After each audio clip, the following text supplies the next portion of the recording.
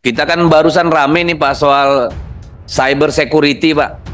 Jadi data satu republik ini digondol maling Pak, minta tebusan 8 juta US dollar. Ini kan satu drama yang puncaknya cepet banget gitu. Biasanya kan kalau sinetron itu kan agak lama, sampai ini puncaknya 2 hari langsung kejadian. Hackernya minta maaf Pak dan akan memberikan password untuk data yang dihack. Aji gile. Ya, ini menurut saya sinetron yang luar biasa. Ya, apa namanya, merendahkan nalar kita gitu. Ada hacker capek-capek, ransomware gitu ya, brand cheaper apa namanya itu, mengambil semua data kita, tersisa hanya 2%, minta uang tebusan, lalu balikin dan minta maaf. Ini baik banget hackernya ini, luar biasa gitu ya.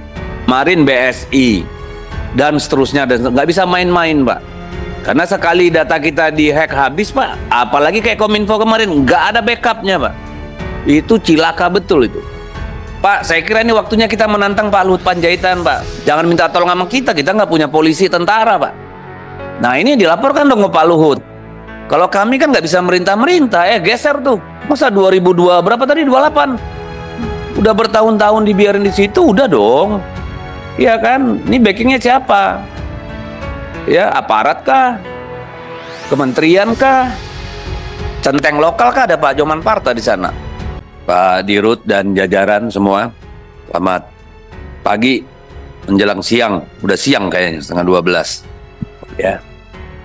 Pertama-tama saya ingin menyampaikan apresiasi karena kalau melihat data yang dipresentasikan pada kita, bisa dikatakan hampir seluruhnya positif ya Pak Dirut ya. Dari kinerja keuangan, lalu proses merger dan sebagainya ya, terjadi apa namanya, perubahan yang signifikan. Yang kita nggak dengar cerita buruknya, mudah-mudahan memang nggak ada. Kalau ada, ajak kita jalan-jalan lihat ke sana Pak, masalahnya apa, siapa tahu kita bisa kasih masukan tuh. Iya Pak Sony ya. Ya, jadi kalau kita lihat kinerja keuangan segala macam, ini sudah sangat membaik kapasitas finansial. Tapi kemudian yang menjadi pertanyaan saya yang pertama adalah misalnya dengan kabar apa namanya soal Tanah Genting Kra ya, Thailand ya, seberapa jauh itu akan mempengaruhi apa namanya kinerja Pelindo misalnya. Karena apakah itu akan mengurangi volume yang ada di Selat Melaka selama ini? Ini seperti apa nanti gambarannya ke depan? Apakah ada manfaat yang bisa kita petik dari sana atau seperti apa? Ini kan perlu kita pertimbangkan juga. Juga kalau melihat misalnya pelabuhan Tanjung Pelepas ya, di Malaysia itu kan masih jauh lebih besar dari kita gitu ya. Apa namanya kapasitasnya ya, dalam juta teus itu. Ini bagaimana kita ke depan ini berkompetisi di sana. Nah dalam konteks itu saya melihat, karena kemarin kami itu melakukan kunjungan ke BP Batam yang juga memproyeksikan apa namanya investasi dan market yang cukup besar.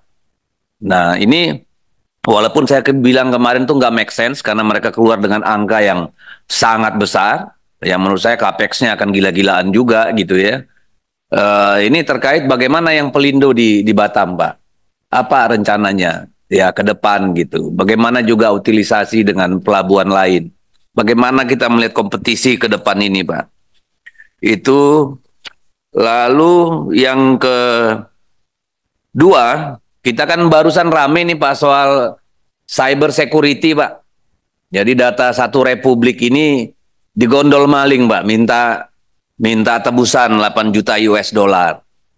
Ini kan satu drama yang puncaknya cepet banget gitu. Biasanya kan kalau sinetron itu kan agak lama, sampai ini puncaknya 2 hari langsung kejadian. Hackernya minta maaf Pak dan akan memberikan password untuk data yang dihack. Aji gile. Ya, ini menurut saya sinetron yang luar biasa. Ya, apa namanya, merendahkan nalar kita gitu. Ada hacker capek-capek, ransomware, gitu ya, brand cheaper apa namanya itu, mengambil semua data kita, tersisa hanya 2%, minta uang tebusan, Lalu balikin dan minta maaf. Ini baik banget hackernya ini. Luar biasa gitu ya. Nah, saya menyampaikan isu ini karena saya melihat kelemahan di banyak BUMN soal cyber security.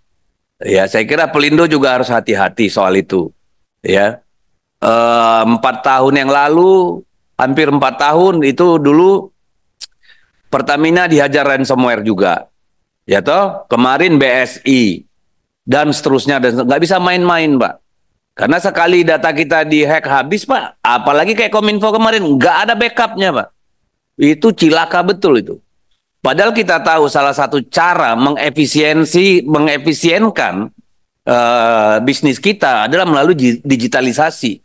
Nah, kalau digitalisasinya dianggap barang sampingan, bahaya, Pak. Ya, kita bisa salah menentukan arah kebijakan korporasi. Jadi saya kira itu harus diperhatikan dengan benar, seperti juga nanti semua BUMN yang lain. Kemudian soal Bali Maritim. Oh ini, soal apa namanya program roadmap nih. World Class Port Ecosystem Integrator, keren nih Pak. Jadi kan memang sama seperti di dunia penerbangan, di dunia perkapalan dan peti kemas ini kan juga ada integrator yang berkuasa Pak. Habis integrator baru ada yang namanya shipping line ya. Lalu baru masuk ke pelabuhan. Nah, saya kira gimana ini saya membayangkan bagaimana kita bisa menjadi sistem integrator ya. Tentu kan kita harus menjaga hubungan dengan integrator internasional yang punya sistem dan apa namanya punya inventory. Kan ini soal inventory, Pak. Ya, bagaimana dia menyalurkan barang itu ke kapal, pulang pergi segala macam. Nah, ini tentu perlu apa namanya backbone yang kuat, Pak, untuk bisa jadi sistem integrator, apalagi kapasitasnya internasional.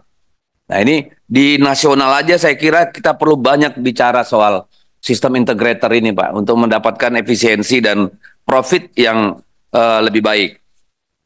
Nah, oleh karena itu saya ingin mengatakan bahwa kinerja yang dilaporkan pada kita ini cukup bisa kita apresiasi. Nah, terakhir tadi sebenarnya saya mau nanya tapi sudah dijelaskan oleh Pak Dirut tuh soal bagaimana memaksimalkan apa namanya durasi dan spend dari para turis yang datang dengan cruise itu. Nah, ini saya kira kembali tadi Pak yang punya sistem integrator maupun apa tadi itu inventory itu. Ini bagaimana? Lalu apa? Memberikan opsi lain.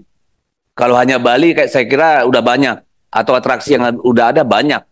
Apa mungkin misalnya kita punya cruise speed bisa tembak langsung ke Gili Trawangan? Nah, misalnya kan seperti itu atau ke Komodo pulang pergi. Gimana caranya itu? Ya, atau integrasi dengan penerbangan swasta. Oh, dia sempat naik pesawat ke Labuan Bajo. Toh cuma setengah jam mungkin 40 menit jenis karavan misalnya atau Pilatus gitu kan. Ini kan bagaimana memaksimalkan. Lalu kemudian soal tempat konser. Nah, tadi sudah disinggung oleh Bung Sony. Memang waktu terakhir kami di sana Pak Boy ada, itu kita mempertanyakan tuh bikin konser dari kapasitasnya nggak terlalu masuk. Lalu kemudian dari desainnya kok banyak taman-taman di tengah gitu ya. Dan kemudian kita melihat sebenarnya kalau untuk konser besar itu udah ada tempat yang cukup. Saya justru membayangkan itu konser yang lebih intimate, Pak, nggak terlalu besar. Katakanlah untuk akustik, untuk jazz, yang memang targetnya middle class up. Usia juga middle up. Jadi emang untuk kapasitas 1.000 orang gitu ya, 2.000. Banyak kan penyanyi-penyanyi tua yang bisa dibayar murah, yang orang rindu misalnya Pibo Bryson, kan gitu-gitu ya. Yang bisa kita panggil tapi orang-orang seumur kami atau di atas kami itu mau datang ke Bali daripada yang joget-joget gedebak-gedebuk. Loh, kita ada kondo di sana gedebak-gedebuk kan marah juga orang. Jadi saya pikir lebih bagus fokus ke sana, konser yang lebih intimate gitu, lebih tidak perlu banyak orang tapi yang datang memang spending banyak gitu kira-kira, ya. Kemudian terakhir soal kapal ikan, Pak. Pak, saya kira ini waktunya kita menantang Pak Luhut Panjaitan, Pak. Mampu nggak menggeser tuh pelabuhan ikan di sana? Jangan minta tolong sama kita nggak punya polisi tentara, Pak. Iya kan? Karena apa? Kan kita tahu itu bukan kapal nelayan, Pak. Kebanyakan bener nggak? Bukan kapal nelayan, tapi kapal penangkap ikan, operator ikan yang besar, yang banyak backingnya. Nah, ini dilaporkan dong ke Pak Luhut. Kalau kami kan nggak bisa merintah-merintah, geser tuh. Masa 2002 berapa tadi 28? Udah bertahun-tahun dibiarin di situ, udah dong.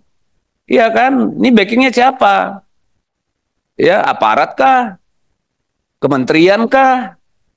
Centeng lokal kah ada Pak Joman Parta di sana? Saya kira memang tuh kawasan harus dipindahkan karena bukan peruntukannya.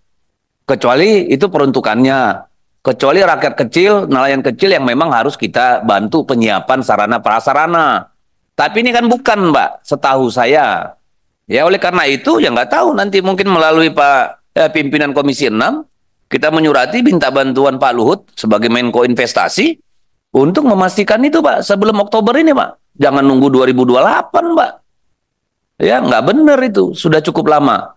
Ya kalau perlu Pelindo harus menyurati ya melalui Kementerian BUMN untuk meminta bantuan apakah Kapolri, apakah Menteri KKP, apakah Kementerian Perhubungan, Kementerian Investasi, Kemenko Marves, kalau perlu sampai presiden, Pak. Masa negara kalah sama segelintir orang, itu kan bahaya, Pak. Saya kira itu pimpinan, makasih.